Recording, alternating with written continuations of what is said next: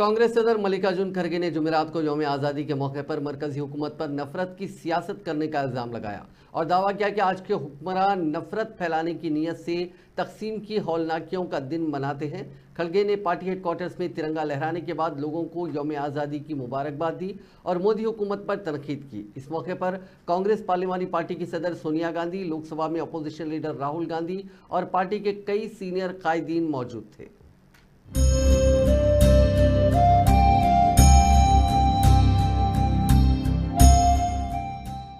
मेरे प्यारे देशवासियों,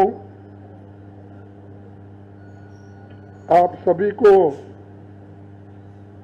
78वें स्वतंत्र दिवस की हार्दिक बधाई देता हूं।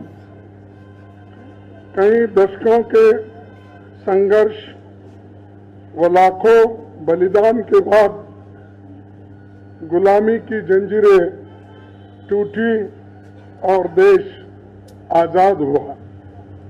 स्वाधीनता आंदोलन में अनगिनत भारतीयों ने शहादत और कुर्बानी दी।